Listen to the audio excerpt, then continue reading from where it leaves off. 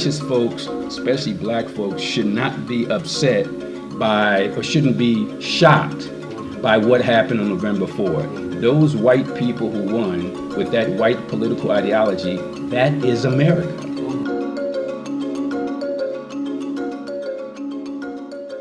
Like anybody else, I'm always pleased when people like Dr. Asante and others introduce me and have such glowing accolades, but it's really much ado about nothing. And what I mean by that is this. And I often tell this story that great people like Dr. Asante invite me to these kind of events, and then they introduce me and say all these glowing things. It reminds me of a situation where there's 10 of us privates on the battlefield, and the sergeant is saying to the 10 of us, hey, I need you, one of you to volunteer and take that hill.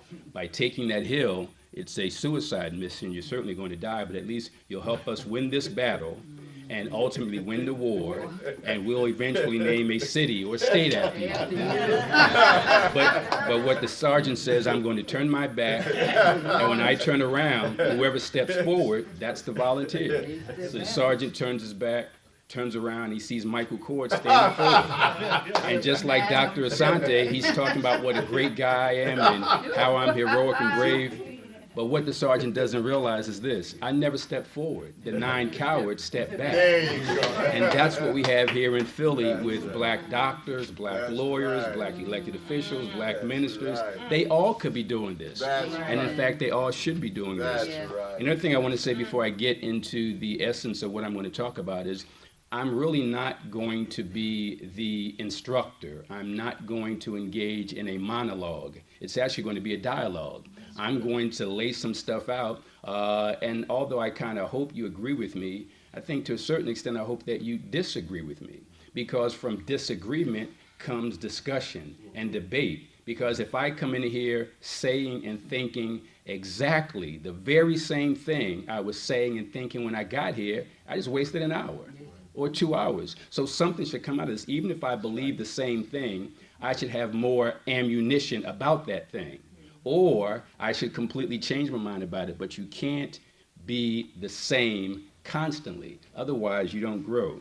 Dr. Asante asked me to come here to talk about what happens now and after the election. And I have my own suggestions and opinions. And I always tell people that my suggestions and my opinions are no better than anybody else's. The only difference is I don't have a boss.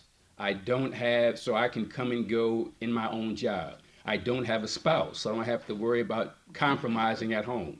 I don't have any children, so I don't have to make those sacrifices. So with all this freedom, I guess I can call it, I have time to do all the stuff that everybody else can't do. I can be up at 2, 3, 4 o'clock in the morning watching MSNBC and then watching Fox and then reading this and researching that, where other people have to deal with the daily grind. And it's not because I'm such a great person. I was just fortunate. I mean, the hand that was dealt to me was a hand that made it possible for me to get the information and then bring it on to you. And you can accept it, you can reject it, but many people don't have time to do the research. So one of the things I want to start out with is anybody who knows me know that I love hip hop. And hip hop is the child of jazz, and jazz is the child of blues. So when we talk about hip hop, we're talking about jazz, we're talking about blues, but we're talking about real hip hop. We're not talking about the garbage you see and hear on radio and TV.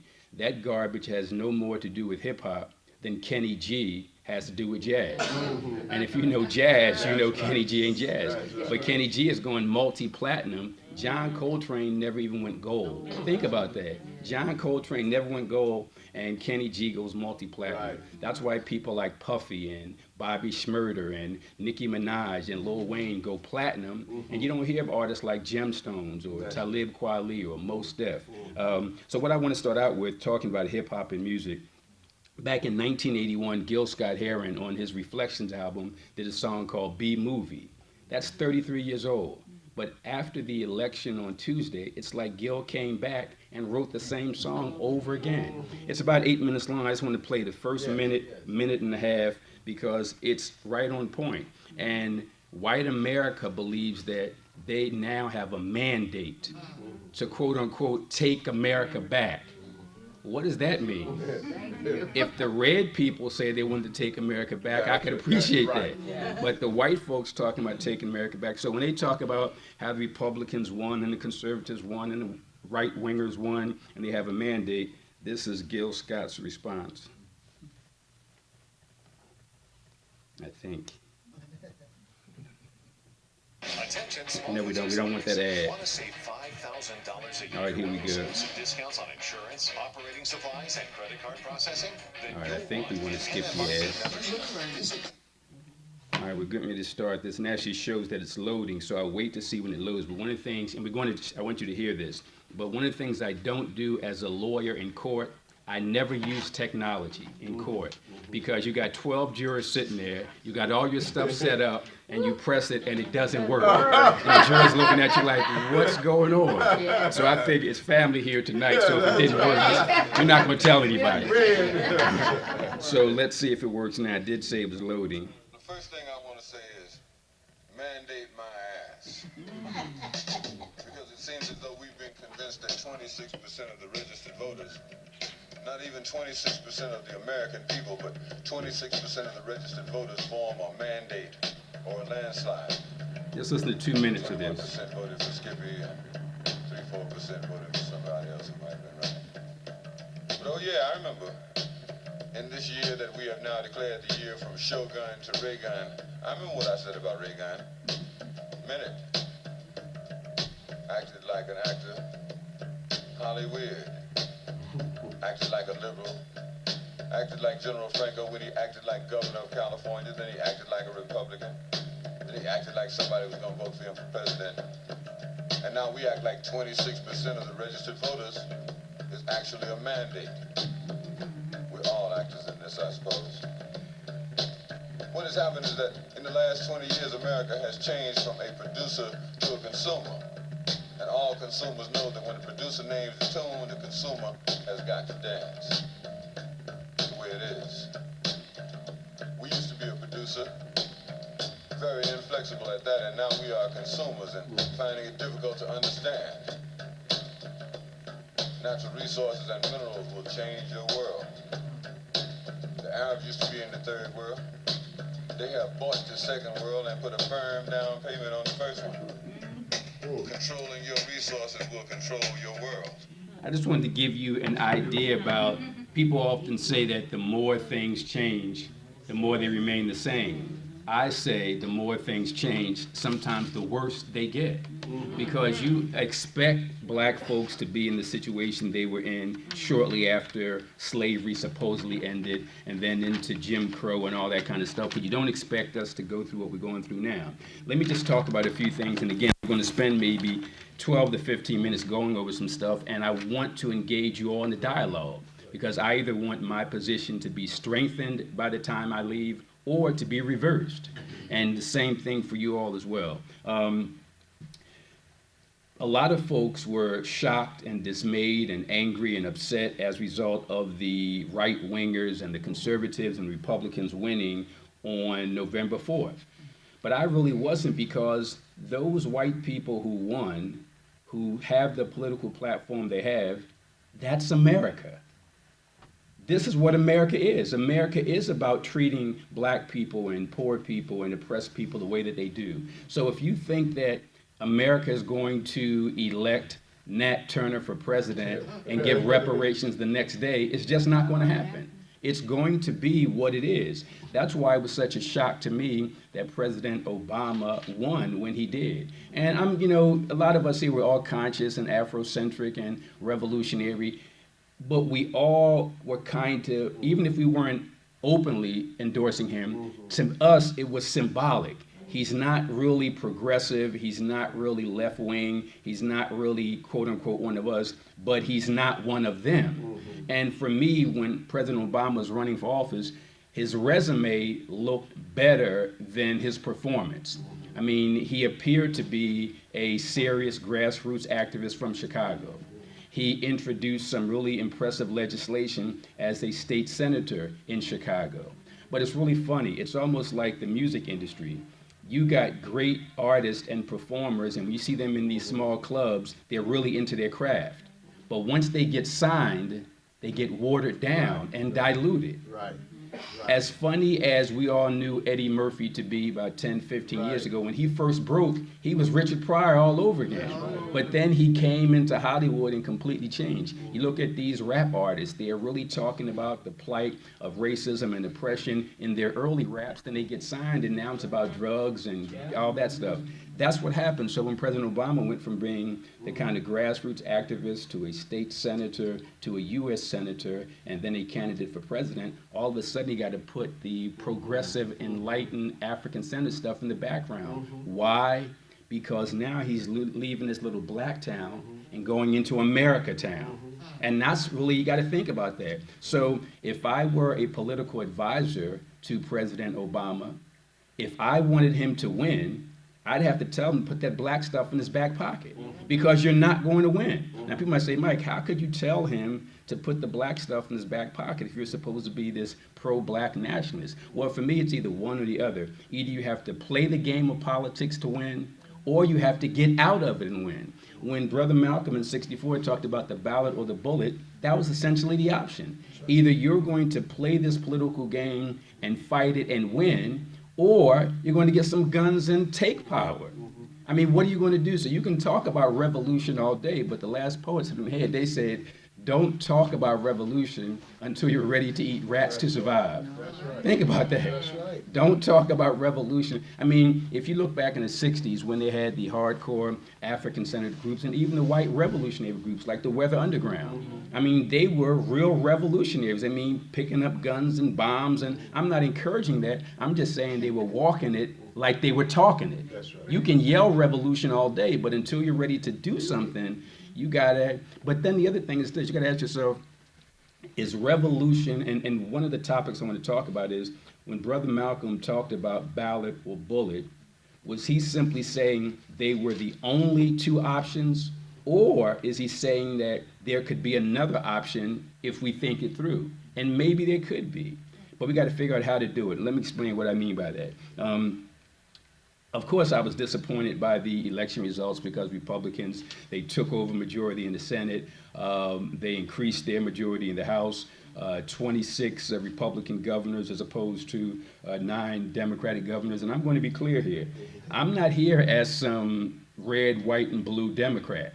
I'm not here to talk to you as a Democrat. In fact, when I tell people to vote, people say, well, the game is corrupt, and when you vote, you're participating in that, because they think it's either Republican or Democrat. And I tell them, no. You can vote Independent Party, you can vote Green Party, you can vote Communist Party, you can even write your own self in. So you gotta vote, and I'll tell you in just a few seconds why voting is so important. But the key point I want to make at the outset is that conscious folks, especially black folks, should not be upset by, or shouldn't be shocked by what happened on November 4th. Those white people who won with that white political ideology, that is America. And when President Obama won the first time, he kind of slipped in. Because think about it, a black guy named Obama, That's right. how did he get in there? That's right. That'll never happen That's again. right. No. It's just like with hip-hop music. Back in the early 90s, mid-90s, Public Enemy was one of the top hip-hop groups in hip-hop. But once the system saw that, wow, Chuck D and Flavor Flav, they're talking about enlightening black men and women. We can't have that anymore, so forget about that. But Public Enemy slipped in, just like Barack Obama, Senator Barack Obama slipped in. Now, so don't be dismayed by what happened on November 4th, because that's the face of America. That's who America is. And speaking of the face of America, I think one of the reasons why in his first term that President Obama received the Nobel Peace Prize is the world thought that this was a new face. It wasn't. America, right. And I got to tell you, President Obama is a major disappointment. A major disappointment, even politically. There are certain political games you could play to benefit your people that he won't even play. He'll play those games to help women. That's a great thing. He'll play those games to help gays. That's a great thing. But why don't you play those games to help black people? President Obama was the first president that anybody can remember in modern history that refused to meet with the NAACP or the Congressional Black Caucus after he won. Think about that. Reagan and Bush met with the Congressional Black Caucus. But Obama wouldn't, because he was afraid that he would appear to be too black, and he couldn't afford that. So anyway, you look at President Obama, and I'm going to talk about some of the good things, some of the bad things, but ultimately I want to kind of end this discussion with some proposed solutions. Okay, we're going to talk about this stuff, but how are we going to begin to fix it? So if the results on November 4 is the real face of America, and that when President Obama won, he was not the real face of America, but he quickly went to a plastic surgeon and changed his face to their face. President Obama is the leading warmonger in world history. In world history, not just in American history. And I voted for the guy twice. I actually debated a professor at Temple University on behalf of President Obama. And it's really difficult when you're trying to argue for somebody and you run out of stuff to say. Like, I'm doing all this research to get this great stuff for him. I'm like, President Obama, give me something. I need to say something, but there's not a whole lot I can say. I mean, here's the man who signed something called the Use of Force Act. The authorized use of force. And what is that? That's a law that for the first time in American history allows the federal government to execute Americans on foreign soil. Think about that. For the first time in American history, if Michael Coard gets onto a plane and goes to Ghana and begins to talk to some people who might or might not be involved in quote-unquote terrorism, that the federal government can send somebody and execute me, not arrest me and put me in custody and schedule a trial, summary execution. That's under the Obama administration. He signed something called the National Defense Authorization Act. What's that? That's the Patriot Act on steroids. It allows all your phone conversations, text, emails, everything to be recorded and placed somewhere. So everything you said to your boyfriend, to your girlfriend, to your doctor, to your accountant, to anybody, on the phone, email, all that is from the Obama administration. But I want to be clear, it's not really the Obama administration. It's the puppet masters administration. The same people controlling him control Reagan, Bush, and the rest. So people say, well, why should you even vote? I'll tell you, but let me go back and try to keep this in order. So what we saw on November 4 was the real face of America. That's the first thing I want to say. The Republicans took the Senate. They increased their lead in terms of governors across the country. But the funny thing is this. At the time, the Congress only had an 11% approval, but 96% were reelected. Think about that. How could you have only an 11% approval rating among the American masses, but 96% get reelected? Because it was primarily about, let's get that black guy who thinks he's in charge. Those votes for those Republicans weren't for those Republicans. They were against the nigger in the White House. And I hate to use the word nigger, but I want to be clear, because on C-SPAN, I don't know if any of you watch C-SPAN, but C-SPAN a couple days ago, C-SPAN is where they have the TV studio set up and people call in and talk about politics. And I don't know why they don't have what we do on the radio, a 6-second delay, where when the caller calls in, we can hear him in our headphones, but the public can't hear him for 6 seconds. But they have, as soon as the caller speaks, you can hear it. So the caller is there talking about how he was ecstatic about the outcome on November 4, and it's important that Republicans solidify their base, because as a Republican, this is what he's saying, as a Republican, we don't want that nigger in the White House. And it came across the air.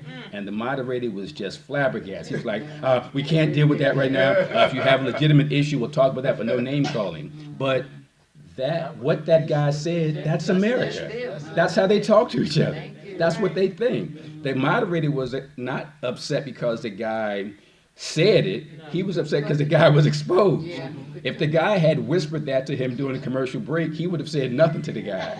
But because it was over there, he had to play up. So these votes weren't so much pro-Republican, pro-conservative, because you think about it, a lot of President Obama's policies are more conservative than Clinton, Reagan, and Bush. So it can't be the policy. You talk about Obamacare. Mitt Romney in Massachusetts had Obamacare on steroids. A Republican governor had a stronger health care system for his constituency. So all of the stuff they claim not to like about Obama has nothing to do with his policies. He's a warmonger, so they can't say that. He ignores black people, they can't say that. All those things. So what is it about him? If he's thinking politically like them and thinking militarily like them and thinking socially like him, where's the difference? But nobody wants to talk about that. It's all about race. It's all about race. He's a black man saying stuff, so they want to oppose him. And even though I'm sickened by a lot of the stuff that he does, as a black person, I come to his defense at the time that I do when white people are attacking him. Right. When you're white and you're attacking a black person, I got to defend that guy. I might take him to the back alley later and beat him up a little more, but right now, I'm not going to let you beat him up because you're beating him up not because he's the president, you're beating him up because he's a black guy. You could be doing the very same thing to me. So I'm going to defend him. I'm not going to put him on a pedestal afterward, but I'm not going to let you attack him. Let me just cover a few things. When you look at the election, they spent, Republicans and Democrats, a total of $4 billion in the primary. Think about that, $4 billion. How many schools could that have saved? Hospitals opened, homeless fed, $4 billion just thrown into getting people elected. America talks about we're number one and we're the greatest on the planet. And I got to tell you, as a kid, because I had this myopic view of America, I'm thinking that, wow, America is better than all these countries. Certainly these European countries, France, Germany, and definitely better than these Asian and African countries. America is number one. I'm thinking as a kid. But as I get older and begin to look at these stats, America is on an objective scale by no means number one. I mean, on an objective scale, for example, America talks about these quote-unquote terrorists hate us because of our freedom. Well, first of all, they're not terrorists. Wise man once said, one man's terrorist is another man's freedom fighter. So you're only a terrorist if you don't have government backing. If you got government backing, you're a freedom fighter or you're a country defending yourself. But if you're not part of a country and you're engaged in guerrilla self-defense, you're a terrorist. That's important. But let me just cover a couple things. So when people say America is the greatest, one, because of our freedom. Well, there are about 207 sovereign nations on this planet. And of those 207 sovereign nations, 180 of them have freedom. When I say freedom, democratic elections, just like America. So you can't say these quote-unquote terrorists hate us because of our freedom. Well, how come they're not bombing these other countries and attacking them like they attack America? It can't be because of the freedom. Infant mortality. America is 178th in infant mortality. Think about that. 178 in infant mortality. This is supposed to be a so-called first world country. How can we be 100, or I shouldn't say we, how can they be 178 in infant mortality? Life expectancy, 49. That's not even close to number one. What about in education? Math, we're 27. Science, we're 22. Literacy, we're 7. We lead the world only in 3 things. One, the number of people per capita that we jail. That's right. That's where America is number one. 2, there are more adults in America who believe that angels are real than any adults in any country on the planet. Let me repeat that. There was a poll done, an international poll. What percentage of Americans really believe that angels are real? America is number one. What's up with that? No disrespect to people who believe in religion, but to believe that you're sitting here at a meeting and angel so-and-so could be sitting right there next to you, but I won't go there. And number three, America is number one in defense spending. If you look at the money that 26 other countries spend on defense, America spends more than the next 26 combined. Think about that. If you look at the other countries from number 2 to 26, in terms of the money they spend for bombs and weapons, and you put all those countries together, it's still less than what America spends. So that's what you're talking about. People hear me, white folks hear me say this stuff, and they say, well, if America's so bad, love it or leave it. And that's the worst thing, the most ignorant thing anybody can say. First of all, it's like if this were my house, and some white guy's telling me to leave, and I'm like, well, first of all, you stole this house from the red people. Right. And then you made, well, let me put it this way, you stole this land from the red people, and you made the black people build the house. So I'm not going anywhere. You go back to Europe. You go back to England. So in terms of love it or leave it, I'll love what it represents if the red people allow us to stay here. But that whole notion of love it or leave it, you can't say that because it's not your house. You didn't build it, and it's not your land. You didn't live here first. So that love it or leave it nonsense is just that. Now let me get into the specifics of the election. More than 60% of the people who voted on November 4 voted Republican. More than 60% of the people who voted on November 4 voted Republican. And believe it or not, 10% of black people voted Republican. Why would any black person, I don't love the Democrats because there's a lot of negativity there. I know that, and I'm going to point out some of that. But why would any black person ever vote Republican? The platform of Republicans is anti-affirmative action. I mean, if it's anti-affirmative action, that anti-minimum wage, pro-gun, everything that's anti-black is pro-Republican. So those 10% of blacks who voted Republicans, I don't get it. I also don't get that only 12% of black people voted. Only 12% of black people voted on November 4. Think about that. That means 88% didn't. Think about that. 12% of black people voted November 4, 88% didn't. And even worse than that, 33% of them weren't even registered, so they couldn't have voted if they wanted to. People look at Congress and say, well, Mike, I hear what you're saying about all of the stuff, black people voting, white people voting, but at least Congress is diverse. No, it's not. There are 535 members of Congress. So you got 435 in the House and you got 100 in the Senate, total of 535. When you look at whites versus blacks, there are 10 times as many whites in Congress as there are blacks. 10 times as many. When you look at white men versus black men, there's 13 times as many white men in Congress as there are black men in Congress. And finally, when you look at women, there are 4 times as many white women in Congress as there are black women. But I have to be honest. I heard a phrase several years ago about black faces on white supremacy. Black faces on white supremacy. And that's real. Because if I were one of the white movers and shakers in this country really pulling the strings, I'd figure out a way not to antagonize black people by stopping them from voting. I'd try to make them buy into this game. It's better to win your enemy over as a friend than to keep him as an enemy. Because if he's an enemy, he's going to keep fighting you. So what can I do to make him stop fighting me or make her stop fighting me and embrace me? Hey, I'm going to give you something that you think is a benefit, but really it's not a benefit. I'm going to put these black politicians out there and they're going to be the worm on the hook.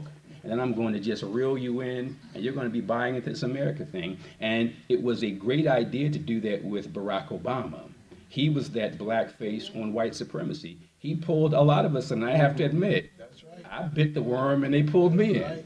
And it wasn't so much because especially the second time around, it wasn't so much because I was a big fan of President Obama. I was not. But I understand what politics is. Politics, and I was a political science major at Cheney, politics is the art of compromise that governments use to determine who gets what and when. Let me repeat that. Politics is the art of compromise wherein governments determine who gets what and when. That's what politics is. So you can say that I'm not going to vote, I'm not going to register, I'm not going to be part of the system, but then you're not going to be in that game to determine who gets what. Now you might say I don't have to be in that game, and I have an answer to that, but let me talk about this. People say, well, you keep talking about the election, which means, and you're talking about these low numbers of black people voting or not voting, 12% voting. Well, what's the big deal about voting anyway? And I got 3 arguments about why black people must vote. The first reason you must vote is this. The first rule of warfare is find out what your enemy does not want you to do, and that's what you do. So if one country is fighting another country and one country doesn't want the other country to attack them from the air, then you attack from the air. If they don't want you to attack by water, then you attack from the sea. So you find out what your enemy does not want you to do, and that's exactly what you do. Well, think about it. America for so long did not want black people to vote. I mean, first they made it illegal, then we did the 15th Amendment, then we did the Voting Rights Act, and now today they got these voter ID laws. So why is the system continually setting up these roadblocks to stop us from voting? The answer is they don't want us to vote. So the first rule of warfare is find out what your enemy does not want you to do, and that's what you do. That's one reason. And when I say this, I'm talking to my revolutionary comrades, my African-centered comrades who make some strong arguments about how corrupt the game is, and that when you vote, you buy into that game. And I actually thought about that and said, yeah, you got a pretty good argument there, but what's your response to my 3 reasons for voting? 1, if the system doesn't want you to, and obviously they don't, then you should do it. Number two is very important when it comes down to reasons why people should vote. When you look at the issue of jurors, people don't realize this, but when you register to vote, the way they pick jurors in Pennsylvania, as in every other state, is they go from the motor vehicle records and they go from the voting records. So people who drive have a greater chance to be called for jury duty, and people who vote have a greater chance to be called for jury duty. So why wouldn't you vote in order to increase your chances to be on a jury? Because if you think voting is important to help you protect your community, as a juror, you can stop the federal government in its tracks. If you're a juror on a federal case, United States government versus John Doe, and you know John Doe from the neighborhood, and he might have been selling weed, he could have been a Rasta, whatever it was, and he might have done this thing, or there might have been some dispute, and he shot a cop, but the circumstances, you understand it, are justified. You can stop that federal government from convicting that guy by being on that jury and voting not guilty. That's right. O.J. Simpson, I was never a fan of O.J. Simpson. He didn't become black until he got arrested. That's right. Still, And then all of a sudden he's embracing Al Sharpton, Jesse Jackson, even Minister Farrakhan. But O.J. would have lost had those black people not been on that jury. So the second reason for voting is to increase your chances of being called for jury duty. And the third reason, and many enlightened people, revolutionaries reject this, but it's still a strong argument. When people say, I'm doing it because my ancestors fought and died for me to do it. A lot of revolutionaries kind of diminish that, but that's a legitimate argument. If your mother and father were fighting to get you into a house, and they died trying to get you into that house, don't you feel an obligation to continue that struggle? They got up to the first step and the second step, and they're turning the doorknob, then they get shot and killed. So you're just going to abandon, and there's education inside that house, there's food inside that house, there's clothing, there's shelter. So you're just going to say, hey, to hell with my mom and pop did, I'm not going to continue to struggle. Well, if you're going to fight for what your mother and father started, what's the difference between your grandmother and grandfather, great-grandmother, great-grandfather? All these people did all this stuff to get this thing for you, and you're just going to turn your back on it. And when I say turn your back, I literally mean turn your back. If people didn't vote, there would have been no Dave Richardson, wouldn't have been an Adam Clayton Powell, wouldn't have been Harold Washington in Chicago, wouldn't have been Maynard Jackson in Atlanta, wouldn't have been Chokwe Lumumba in Mississippi. So all these are revolutionary black people that need to get into office. My thing is this: when it comes to politics and activism, I say we need people, politicians on the inside raising issues, and activists on the street raising hell. So it's a two-pronged approach. We need people on the inside. So that's why we should vote. Those three reasons. One, increase your chances of, actually, one, because your enemy doesn't want you to. Two, increase your chances of being on the jury duty. And three, because your ancestors died for it. Now, when I say vote, I don't mean vote for Democrats over Republicans. I mean voting for issues that pertain to you and benefit you. For example, you look at in city council, black people across the country in cities where they are at least 40 or 50%, they could take over city councils. Even when it comes to state representatives in Harrisburg, they don't represent the entire Commonwealth, they represent small districts. So you can get a Dave Richardson in the state representative, in the state house. You can get a Dave Richardson on city council. You can get a Dave Richardson in some regards in the mayor's office. So when it comes to local politics, activists and revolutionaries can win. But the problem is that the people who would support them don't vote. If somebody came out today and said, I'm running for mayor and I'm going to endorse a law or suggest the introduction of a law that's going to name a street after Mumia, and that's going to lock up every cop that assaults anybody on the street. I mean, all of this revolutionary stuff. If somebody did that, they could mobilize the masses and get thousands and thousands of votes. Forget about the corporate money for the other people, but the problem is that poor people and black people and Latino people don't vote. Many people are surprised to know that when you get arrested, you got to pay bail. And when you pay bail, let's say the bail is $50,000, let's say bail is $10,000. So you want to pay the bail for your son or daughter, you pay 10%. 10% of $10,000 is $1,000. So you pay that bail, the person goes to trial, found not guilty, and supposed to come home. You go to get your bail money. Did you know that the city can keep 30% of your bail money up to $1,500, just as administrative cost? Think about that.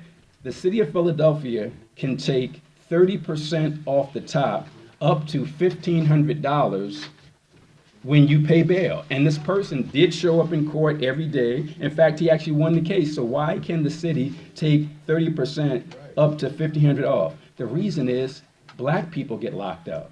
Latino people get locked up. Poor white people get locked up. So they're not going to go to city council and demand that city council stop taking 30% off. So when you ask yourself, why do the police arrest so many people so often? It's a cash cow. The more people you arrest, the more people have to pay bail.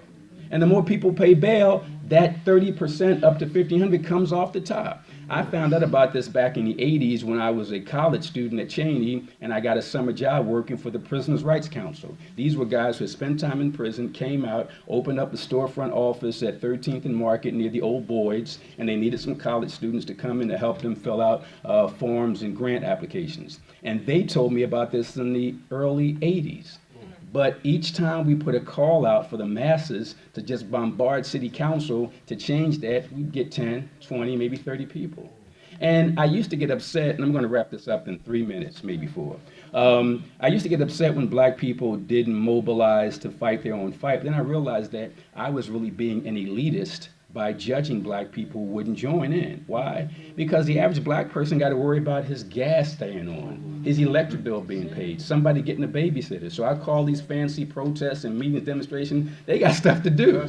They can't come out there and do what I do, so I understand that. But there are sacrifices that got to be made. And we got to be willing to make those sacrifices. And if we are not willing to make those sacrifices, we ought to accept what we have. Let me wrap this up in 3 minutes, and I do want to have you all offer some suggestions, some input, whatever. When you talk about Republicans and Democrats, don't tell me they're the same, because they're not. I want to be clear, the differences are not black and white. The differences are not right wing and left wing. It's not extreme, but you look at minimum wage. The Democratic Party at the national level supported increase. Affirmative action, support an increase. No touching of Social Security. The Republicans disagree with that. Medicare, unions. So there's some key and fundamental differences, but the problem is, as Du Bois pointed out, the problem of the 20th and now 21st century is the color line. So even if the Democrats, quote unquote, don't seem as bad as the Republicans, the Democrats still are not our friends. I guess it's a question of, do you want somebody to shoot you when they kill you, or stab you when they kill you? Or even better, let's make it better. You want somebody to shoot you when they kill you, or give you a sweet-tasting poison. Either way, you're going to die. So the Republicans come in with the gun and the knife and the bat, and the Democrats come in with the Kool-Aid. Either way, in 12 minutes, you're going to die. So there's really no big difference. And let me just, I bashed President Obama, but one of the things I want to say before I wrap this up, President Obama has, as of today, 63 consecutive months of economic growth. That's right. 63 consecutive months. Unemployment under Obama has gone down from 10.2 to 5.9. Gas prices, as we all have seen in the last couple of months, have gone down. The deficit was reduced by 2/3. He killed bin Laden. He gave us Obamacare with 10 million folks who didn't have health insurance. How could the Democrats not rally around him in that and support him on November 4th? All the key stuff. But they ran from him. They actually had Republicans who said, President Obama, please don't come to my state to endorse me. And with the exception of one, they all lost. So they told him to stay away. He stayed away, and they lost. So I'm not saying I support him, but that's where the whole racial thing comes in. If all the stuff that I talked about is true, then you want to embrace Obama and say, I'm partially responsible for 63 consecutive months of economic growth. I'm partially responsible for unemployment going from 10.2 to 5.9. Just keep throwing those things out. But what is it about Obama that made them walk away? Let me think about that for a while. And the final thing I want to say is this, and this is where the revolutionaries and the activists come in. I, unlike many of them, and I consider myself one of them, I don't believe in a litmus test. And what I mean by that is simply because a politician votes against me on one issue or two issues, I don't throw him out. And the reason why I don't, because I understand the options. Good example, anybody who knows me knows that I spent more than half my adult life fighting for Mumia Abu-Jamal as a lawyer and as an activist. Just recently, Governor Corbett signed a law called the Re-Victimization Act. And this law basically says that if a person is convicted of a crime and sentenced to prison, and then after being sentenced to prison, that person talks about the crime, and by him talking about it, it causes emotional distress to the victim, then the person talking could be arrested or fined. Let me repeat that. It's called the Re-Victimization Act, and it's really the Anti-Mumia Act. The Re-Victimization Act says that if you are convicted of a crime and sentenced to prison, and then you talk about that crime, if talking about it upsets the victim and causes emotional distress, then you could be sued and fined. If you don't pay, you can go to jail. That was designed because Mumia was invited to speak at Goddard University, and they wanted to shut him down. And as I understand, I'm still trying to tally the votes, almost every single black member of the Philadelphia delegation of the Pennsylvania Legislative Black Caucus, meaning all the black elected officials, well, all the black state senators and black state reps from Philly, with the exception of maybe two, they all supported that. So when election day came out, people are saying, to hell with them, let's get rid of them. And some of my good friends, revolutionists, were upset with me because I was endorsing a few of them. They said, well, how can you endorse a few of them? And look what they did to me. I said, we got to be more intellectual than emotional. Because I don't like what they did to Mumia, and we ought to bash them for that. But when I came to these same people to ask them to help me with Cheney University, they helped me. In a major $500 million lawsuit, these elected officials helped me. When it came to attack and other people fighting for the slave memorial at 6th and Market, some of them came out and supported me. So it's almost like having a brother or a sister. Your brother or sister is not going to do the right thing all the time. So what do? You disown them when they do something bad? Of course not. And that's, I guess, when we have our discussion tonight, I want to hear from people who disagree with me, because those black elected officials who not only voted for that Re-Victimization Act, which means gagging Mumia, but even beyond the state level, let's go to the federal level, the Congressional Black Caucus, each one of them voted to support Israeli apartheid against the Palestinians. Each one of them. I mean, the same thing, and I'm a black man, the same thing that the apartheid government did to black people in South Africa is what the Zionists are doing to the Palestinians. And the Congressional Black Caucus raised hell about that in the 70s and 80s, but they're part of it now when it comes to the Palestinians. I don't like that. But again, there's some issues that I reached out to a few of them on, and they supported me. So we ought to attack them when they're wrong, but when we throw the baby out with the bathwater, we lose everything. I'd rather lose a few things than to lose everything, because the little bit that those black elected officials do are much more than the Republicans from the Northeast would ever do. Final thing I want to say, it wasn't all bad November 4, because the activists did rally around a couple key issues. One, marijuana in DC for personal use is no longer a crime. Now, I don't mean that people should go around and smoking weed all day and getting high. If you want to do that, that's your business. But I am saying that it doesn't make you a criminal.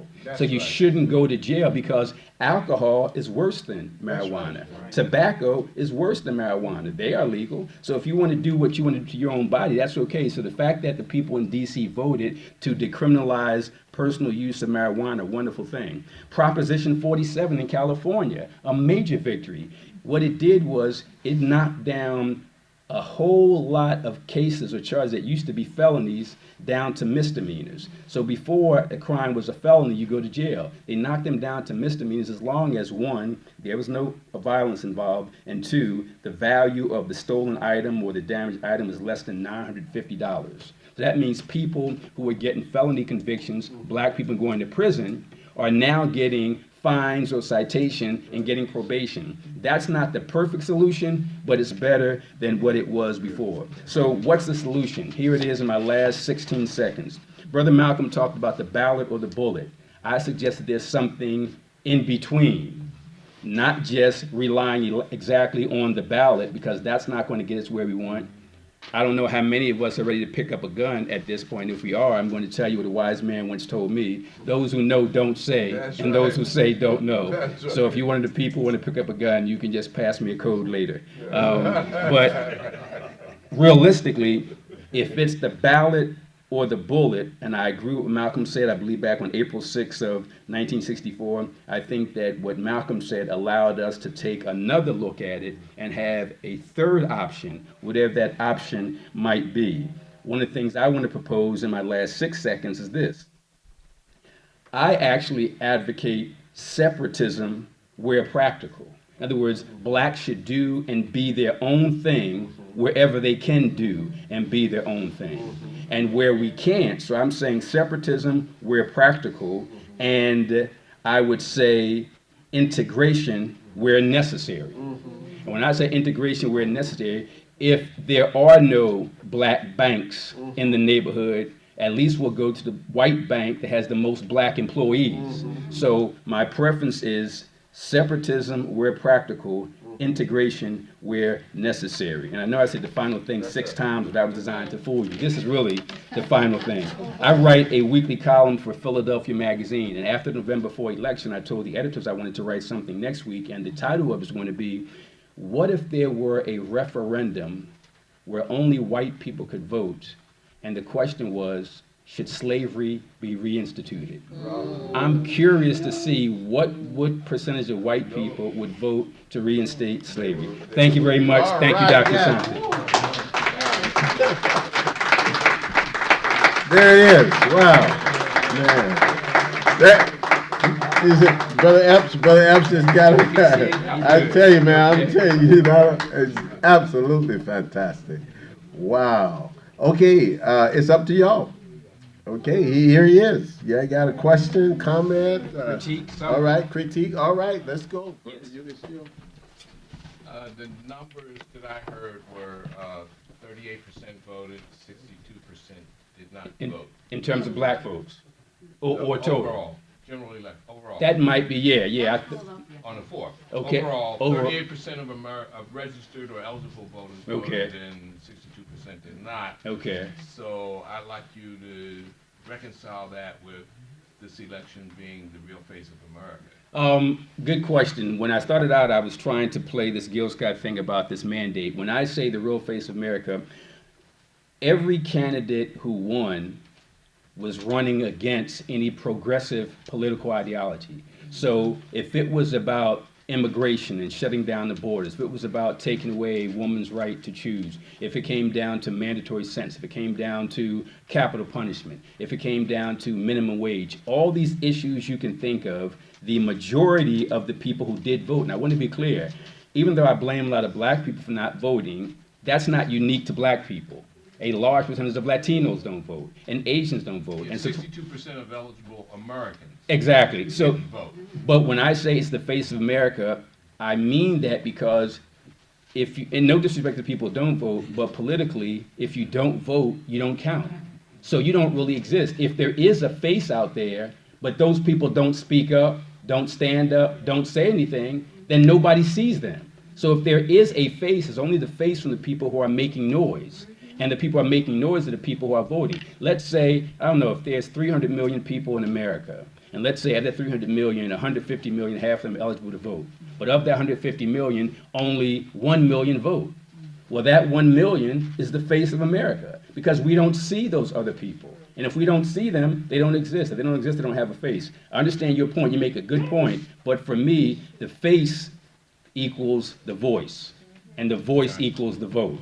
But that's a great point. And to follow on just quickly, as you're probably aware, the real ground game was the suppression of all votes. Great point. And that's an excellent point, because that photo ID stuff, it didn't just adversely affect black people, it affected senior citizens. It affected students. In fact, as racist as it wasn't designed just to be racist. It was designed to get the other people. When I say the other people, if you were a middle-aged, middle-income white man, then the country is designed for you. So those folks got all the stuff you need to vote.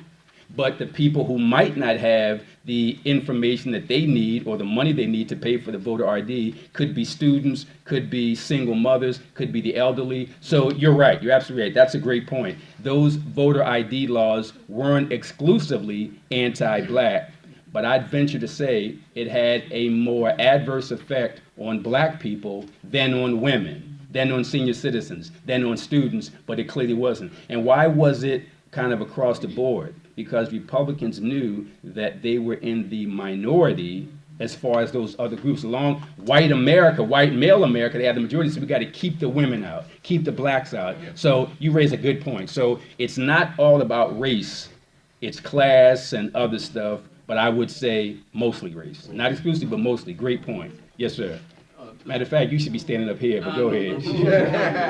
Another day, another day. That's right. Michael, thanks so much for the presentation, man. It's great. That's good. It's very broad I know. and very specific in many areas. And you covered a whole span of things that bubble up in my mind. And the kind of, I would think that to try to pinpoint something that stood out to me in your presentation was this whole notion. Oh, well, I didn't hear the whole. I didn't hear the whole principle of human rights in your piece. And it's a different way you look at things. Most of your stuff had dealt with the civil rights issue of being able to vote. All right, but our ancestors did more than fight for the vote. Excellent. They fought for their humanity. Yes. They fought for their divine endowments of divinity, of dignity, of being human in the world. All right, and so we can never just talk about our ancestors, the wholeness of the thing, by just sitting down or just dealing with a part. Like we just fell out of the sky in 1954. No, we didn't. Our ancestors, we had more ancestors prior to 1954. So you got to kind of deal with the wholeness of the thing. And so for me, the real face of America is that white supremacy. There's no way you can get around that. And that deals with our humanity. White supremacists don't deal with the issue of voting, okay? I mean, in the main. That's as we move towards engaging other people to put them under control. So they develop a system to put them under control, and we participate in it because we really don't have too many alternatives. And we don't have to go to the extreme of getting a gun. Okay. But there is and I agree with you on many things, Michael. There is a point in process we engage the process. But we cannot engage the process and stumble on anything else that has gotten us here to allow us to engage the process. I'm a reparationist. Reparation is tied towards one's humanity. And you can check any record, do all the research you want. It's tied to one's humanity. And so to not speak about that and only speak about civil rights, well, we're doing ourselves an injustice. And to speak about such a great, what I call the crossroads solution, reparations being, because that's all about our humanity, right? So we got to get there. But we cannot set that aside because that's something that many folks like to see happen, but they don't believe it.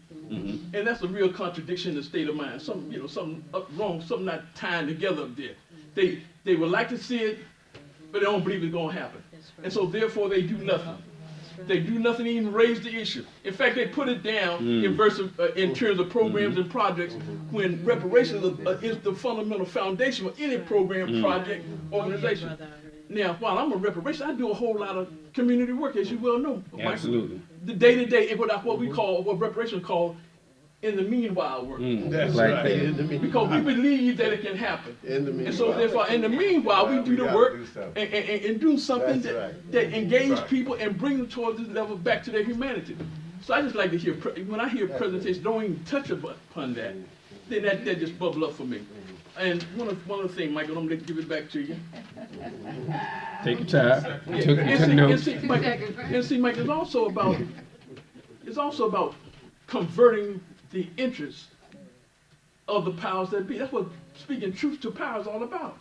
You got to convert the interest, and a part of that is, like you said, you got to engage them. To engage them, you got to be part of the system. But you can never lose your vision about why you're part of the system, why you engage in the system. Good point. So I'll stop there. I appreciate you so much more Excellent than you points. ever know. Let's give Brother Ari a round of applause for that. And let me just spend my standard 6 seconds responding before we get to 5 minutes going. I certainly appreciate what Brother Ari mentioned. The whole human rights thing is important, but I have to admit, I personally, but I would defer to any group I'm part of, I would never try to appeal to white people's sense of humanity, because that's an argument I'm not going to win. But you get the final word. I'm going to get to what you said. So when we talk about humanity, there's two reasons why I didn't deal with that today. One, when I think of humanity, for a human being to do to people what he's done since his existence coming out of the Caucasus Mountains, I can't really talk to you about humanity. That's one thing. The second thing, because voting is a civil right based on legislation, not human rights. So I focus, in terms of my topic today, on civil rights, because that's what is the basis of your right to vote. If I go to court to say they kept these black people from voting, I can't argue human rights laws. I got to argue civil rights law, like the Civil Rights Act of 1964, the Voting Rights Act of 1865. So I got to do all that. So the reason why I didn't deal with, and I want you to respond, I didn't deal with the humanity issue for two reasons. One, when it comes to the history of the white man on this planet, he doesn't understand what's humane and what constitutes humanity, so I'm not going to appeal to him on that level. That's the one thing. The second thing is I focused exclusively on civil rights because that's what voting is. It's a civil right. I know Brother Malcolm talked about taking the United States to the UN as a violation of human rights, and that's a wonderful thing. But while we're here in Philadelphia, in Pennsylvania, in the United States, it's only civil rights laws that apply. Yeah, granted, may I? Yeah, please, go ahead. Yeah, 6 seconds. Yeah, just 6 seconds. Only because of your only because of your invitation to respond to you. Okay. That's right.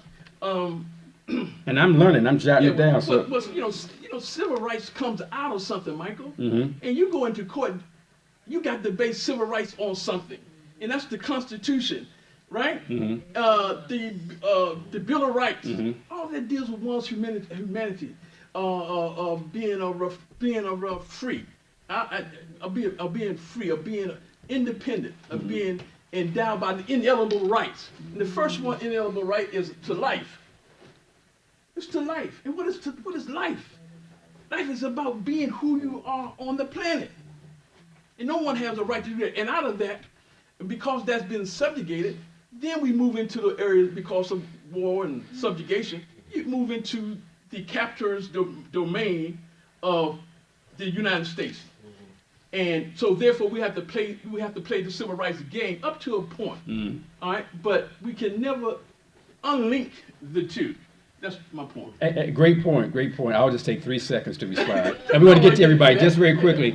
What Brother Ari said is right on point, but again, I go back to humanity and the European. You look at the founding fathers did the Declaration of Independence. 56 white male property owners. 1/3 were slaveholders. Look at the Constitution. They write into the Constitution, we're going to keep slavery importation on the books for 20 more years. We're going to say black people are 3/5. We're going to have the runaway return clause. So I can't appeal to the humanity of people who would do that in the Declaration of Independence, who would do that in the Constitution. What I can deal with is what they wrote down in their law books. I can use their words against them. But if I start speaking French to a German, he'll never understand it. I got to speak American to American. But your point is fundamental. One of the things we can never do is we can't get boxed into thinking like the enemy. Like now, all we're dealing with now is the legal thing. And Ari is so right on point. I always tell people that I am not a lawyer who happens to be a black man. I'm a black man who just happens to be a lawyer. So this is why dialogue is important. We actually agree. And we actually agree by talking this thing out. Give Brother Ari a round of applause. He doesn't know it, but he makes 3 excellent points. I'm going to steal them and have on my radio show someday without people knowing that Brother Ari came up and actually wrote it down.